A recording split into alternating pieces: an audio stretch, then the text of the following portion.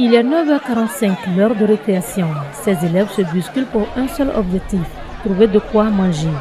Et différentes sortes de plats leur sont proposés. Mais le souci est de savoir les conditions dans lesquelles les plats sont préparés.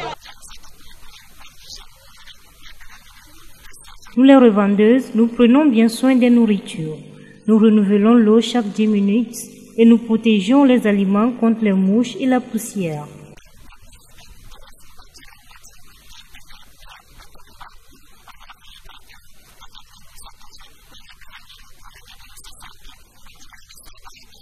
Nous protégeons les aliments pour ne pas avoir des problèmes de santé chez les enfants. Aussi, nous ne laissons aucun déchet sur la cour après la récréation. Il nous souvient qu'à l'orée des 2 dernières rentrées scolaires, le gouvernement lançait certaines mesures hygiéniques.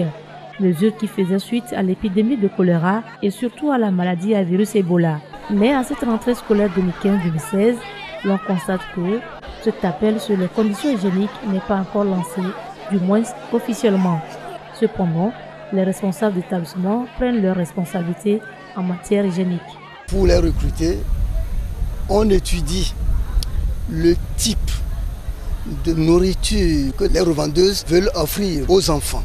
Et là, nous les envoyons au service d'hygiène et ils font des analyses de santé. Après, on leur délivre une carte d'hygiène. Une chose est de recruter les bonnes femmes et une autre chose est de s'assurer de leurs bonnes prestations. Pour ce faire, tous les établissements ont un dispositif interne de contrôle. Nous prenons soin de mettre sur pied une équipe ou un comité d'élèves qui s'occupent de l'hygiène alimentaire dans l'établissement. Et ceci sous la supervision de certains professeurs. Nous avons aussi des drapelés rouges. Chaque matin, quelques membres de ce comité-là passent en revue la nourriture qui est proposée ou qui est revendue par les bonnes dames. Et les enfants goûtent, que ce soit le riz, la bouillie. Et quand cette nourriture-là n'est pas de bonne qualité, il suffit d'aller planter un drapelé rouge devant la marchandise. C'est un signal, c'est un message pour dire à tous les élèves qu'aller manger là-bas, on court un danger. Les seuls bénéficiaires de ces dispositifs demeurent les élèves. Bien que le gouvernement n'ait pas encore lancé sa campagne de prévention des maladies à la base, ces élèves, eux, prennent déjà leurs mesures.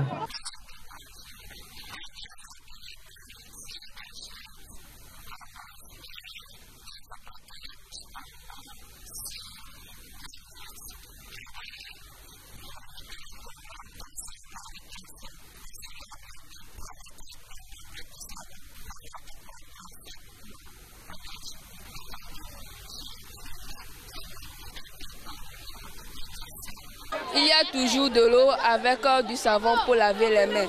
C'est pourquoi je félicite ces femmes d'avoir nous protégés contre ces maladies. Côté gouvernement, en attendant un communiqué en bonne et due forme, une délégation du ministère de la Santé fait le tour des établissements scolaires.